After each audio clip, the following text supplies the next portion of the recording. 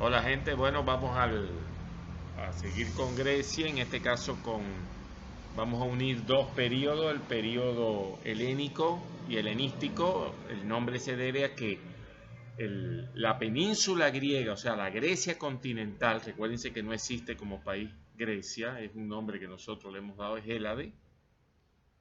Este, en la civilización griega estaba la Grecia continental, que es el Peloponeso y toda esa región ahí, y las islas alrededor. Y después, la Grecia helenística, eso es un disparate, pero la civilización helenística o el periodo helenístico es cuando los griegos se dispersaron por todo el Mediterráneo, el norte de África, todo eso, Italia, qué sé yo. Por eso vamos a unir esas dos periodos, aunque en realidad Arquímedes lo vamos a estudiar en la próxima clase por su importancia independiente.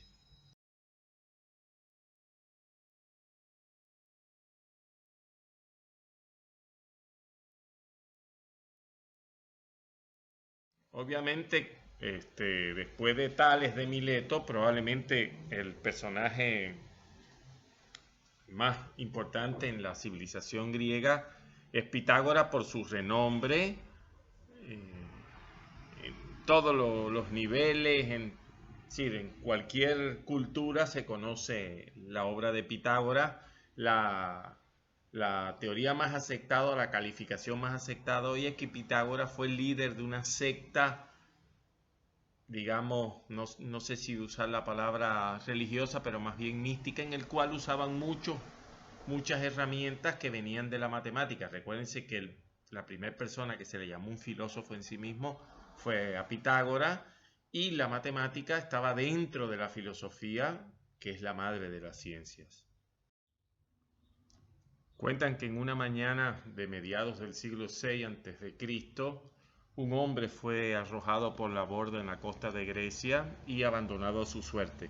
Entendamos que abandonado a su suerte significa que se iba a ahogar en el mar, obviamente como sucedió. Bueno, ese hombre se llamó Hipaso de Metaponte. ¿Y por qué hicieron eso sus compañeros, que eran todos pitagóricos de esta secta? Bueno, porque él se atrevió a hablar y a comentar sobre un tipo de números nuevos que habían surgido. ¿Cuáles? Los que hoy llamamos irracionales, que en aquel momento se denominaban álogon, es decir, sin medida aparente, porque para los griegos en esa época todos los números eran de la forma P sobre Q, o sea, eran números racionales. Si aplicamos el teorema de Pitágoras, probablemente el resultado matemático más conocido en cualquier lugar del mundo, a un cuadrado de grado 1 me da que la diagonal es raíz de 2.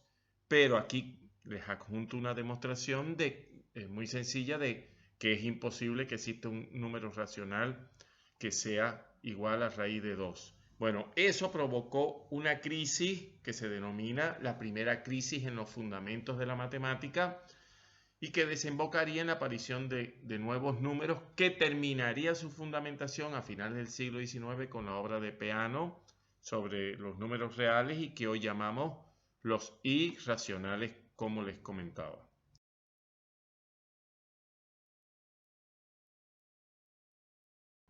Bueno, esta que está acá es la demostración de Garfield. Se pueden dar cuenta de cómo han involucionado los presidentes de Estados Unidos, que de uno que era capaz de demostrar teoremas, lo que tenemos ahora, ¿verdad?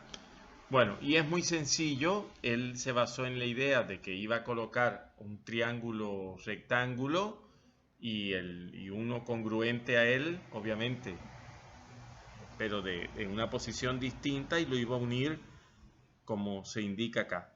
Obviamente, el área de la figura que se formó, de la figura general, se puede hallar de dos vías distintas. Por un lado, como área de un trapecio, y por el otro, por la suma de las áreas de las figuras elementales que lo componen.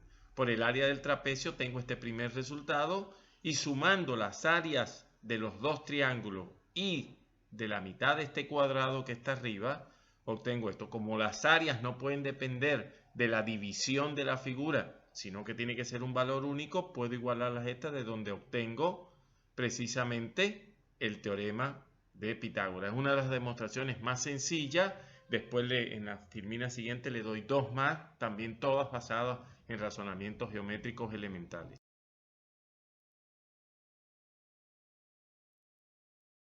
La máxima de los pitagóricos es que todo en el mundo es un número. En realidad lo que significaba es que a toda cuestión se le podía asignar una magnitud numérica para decirlo de otra manera. En realidad ellos fueron mucho más allá y estudiaron números por distintas propiedades que a lo mejor no nos parecen muy interesantes hoy, pero que sí han dado mucho fruto, y son los números figurados, ya sean los triangulares, los cuadrados, los pentagonales, bueno, de mucho tipo. Vamos a ver un grupo de propiedades, solo les voy a narrar una o dos, pero el resto están todas las demostraciones y ustedes las pueden seguir. La propiedad que yo denoté con asterisco en la filmina anterior, me doy cuenta que todo número triangular es igual al número triangular anterior más n, donde n es su índice, obviamente. Bueno, con lo cual yo puedo escribir todo número triangular como la suma de los n primeros números naturales. Ahora bien, en lugar de tomar un número triangular general, voy a hacer el razonamiento con el número triangular 3 y voy a poner uno y el otro de esta manera para formar un rectángulo. Si bien lo hice para 3, ustedes se dan cuenta que hay un lado que mide 3 y el otro que mide 4. En sentido general, uno medirá n y el otro medirá n más 1. Pero yo tengo acá dos números triangulares, por tanto, y lo que yo tengo acá, la cantidad de puntos es n por n más 1.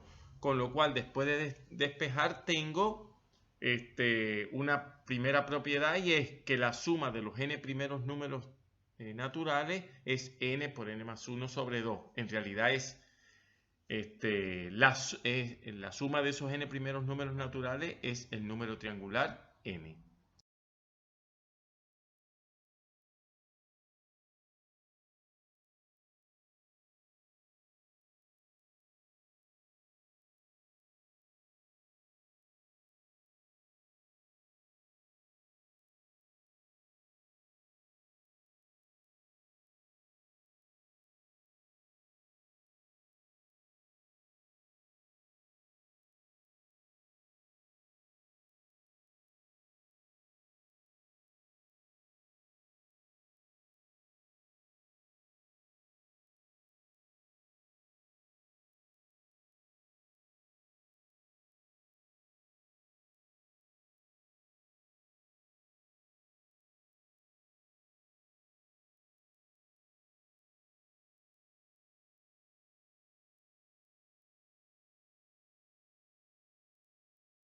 Dentro de los matemáticos griegos que han dejado una huella realmente perdurable en el tiempo está Zenón de Elea, alumno de Parménides. Recuérdense que en Grecia existía no el tipo de escuela que nosotros tenemos hoy, sino más bien un sistema tutorial, es decir, donde los alumnos seguían obviamente a su tutor, que era un destacado filósofo. Bueno, el caso es que Parménides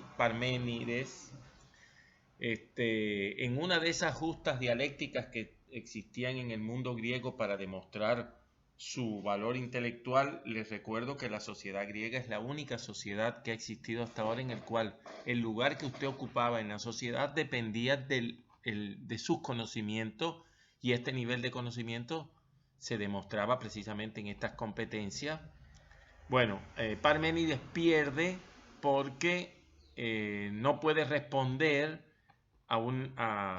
no puede demostrar que algo es falso, que algo era verdadero. Los demás filósofos se ríen de él y su alumno Zenón toma su defensa y elabora un grupo de aporías. La más famosa es la de Aquiles y la tortuga, que la veremos a continuación, en la cual le propone al resto de los matemáticos, de los otros filósofos, que demuestren que algo que él dice que es falso, evidentemente, que lo demuestre. Obviamente no podían por las cosas que veremos, matemáticas de ese momento, y así él defiende el honor de su profesor ante el resto de los filósofos. Bueno, para simplificar el razonamiento, es una competencia en la cual en el punto de partida la tortuga, que va por carril, digamos, inferior, compite contra Aquiles, pero al momento de la salida tiene una ventaja. Esta distancia que va de x sub 0 a x sub 1 lo vamos a llamar L. Es decir, en el punto t sub 0 igual 0, Aquiles parte desde x sub 0, que es 0, pero la tortuga parte desde x sub 1, que es L. Y así sucesivamente. Lo que dice Zenón es cuando Aquiles llega a la posición x1, la tortuga se desplazó a la posición x2.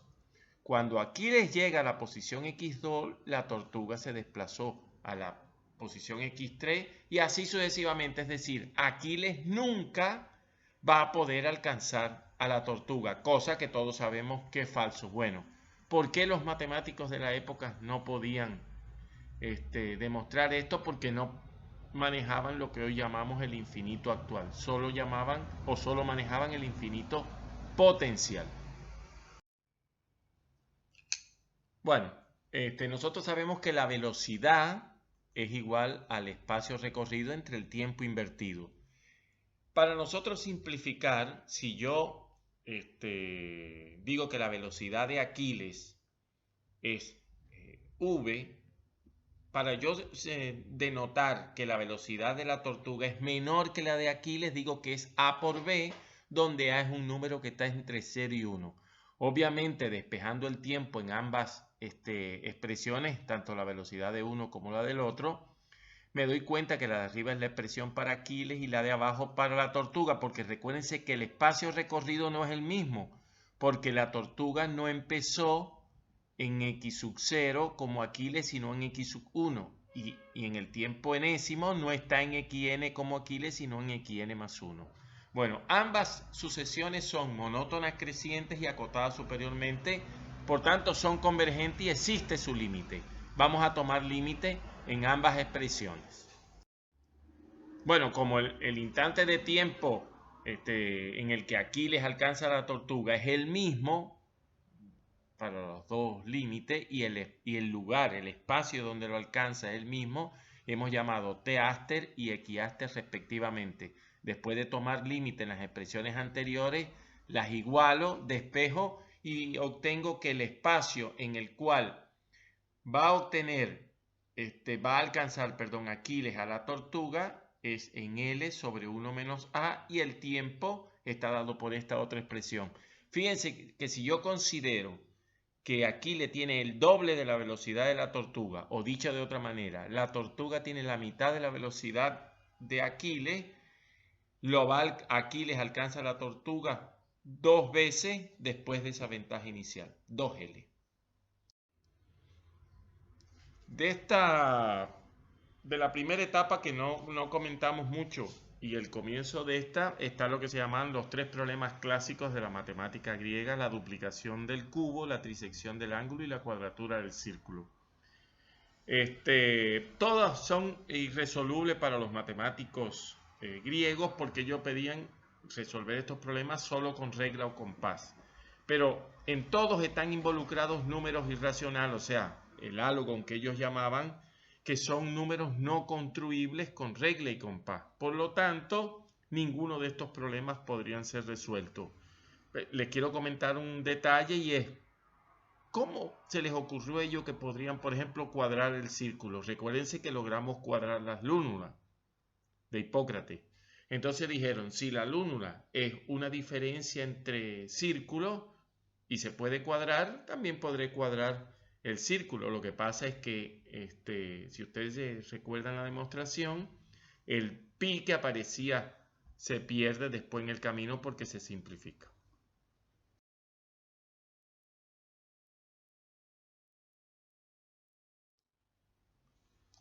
Bueno, esta construcción que está aquí a la izquierda es debida a Teodoro de Cirene y es muy famosa, y de hecho lo que me doy cuenta es que a partir del de un triángulo rectángulo de catetos 1, como hicimos ya al comienzo para la diagonal, siempre levantando un cateto de longitud 1 en la hipotenusa del triángulo precedente, o sea, con un ángulo recto, puedo obtener los números irracionales hasta raíz de 17. Bueno, obviamente van a aparecer algunos enteros, como raíz de 4 que es 2, raíz de 9 que es 3, ¿verdad? Y raíz de 16 que es 4. Pero aparecen el resto de las raíces que nos llevan a números irracionales o álogon o inconmensurable, como deberíamos decir para la época.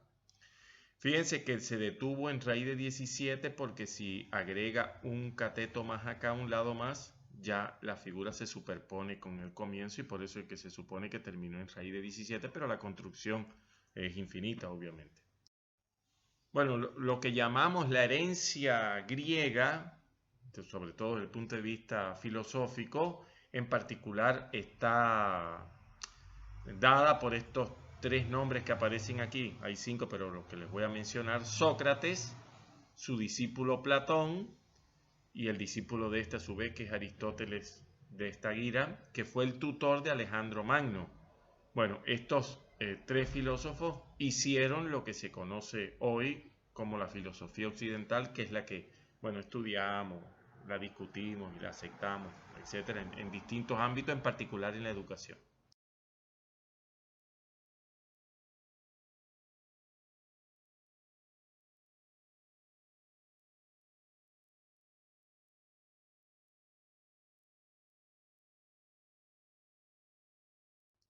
Bueno, dentro del periodo helenístico, que después obviamente Alejandro, al ser educado por Aristóteles, su cultura, si bien él era macedonio, la cultura de él y de la sociedad macedonia era una cultura griega, con lo cual este periodo helenístico se refiere también a la difusión mundial que tuvo la cultura griega por las conquistas de Alejandro. En particular, dentro de todo este periodo helenístico hay una parte que es muy importante, que es la Magna Grecia, que es la que está relacionada con Arquímedes, pero que no vamos a estudiar en esta conferencia, sino en la siguiente, y es acá en Sicilia, en particular en Siracusa, donde vivía Arquímedes. Lo que sí vamos a estudiar es Alejandría y la escuela de Alejandría, cuyo principal exponente es Euclides. Es una pintura muy famosa de Rafael, que en realidad es sobre todo un tributo a la filosofía griega, porque se llama la Escuela de Atenas y en realidad están los filósofos más importantes de la cultura griega y los matemáticos, obviamente. Desde Euclides o Arquímedes, que están acá a la derecha en la parte inferior, o está incluso Zenón de Elea, está Parménides, sí, están todos los matemáticos más importantes junto con los filósofos de la cultura griega. Obviamente tiene anacronismos históricos porque no coinciden o no coincidieron en la vida real estos personajes. De hecho está hasta Alejandro Magno acá en la segunda fila con su casco de guerra y eso no coexistieron. Bueno, Euclides, un matemático que pasó a la posteridad por su obra. En realidad, si nosotros solo consideramos matemático aquel que hace matemática, entonces Euclides no sería un matemático. Yo siempre sostengo que un matemático es aquella persona que produce matemática, que realiza aplicaciones de la matemática o que enseña y por supuesto difunde la matemática. Euclides está en este último campo, en esta última sección, porque los elementos de Euclides, que es el libro por el que pasa la posteridad, es el ejemplo más acabado o el primer ejemplo de lo que hoy llamamos transposición didáctica.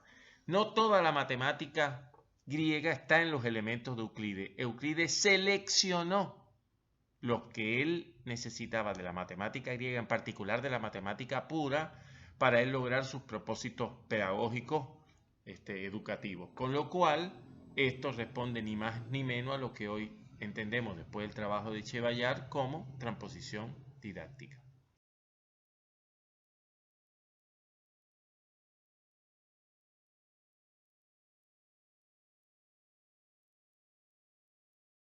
Una de las cuestiones más importantes que aparecen en los elementos de Euclides por su estructura interna, cómo se trabajó, es el quinto postulado.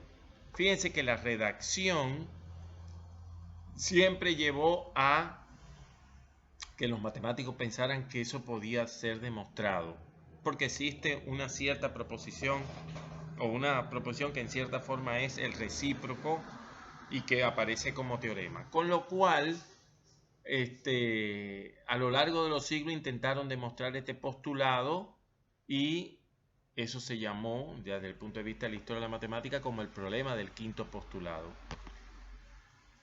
Esto trae otras connotaciones desde el punto de vista de la lógica, porque lo que estamos diciendo es que el sistema axiomático de los elementos no es ni independiente, por supuesto incluso que pudiera pensarse que no es completo, en fin, o sea, matemáticamente eso podría tener algunos problemas, pero en la práctica siempre generó multitud de intentos de demostración hasta principios del siglo XIX, cuando en una lejana ciudad rusa llamada Kazán, Lobachevsky presenta la primer consecuencia matemática de negar el quinto postulado.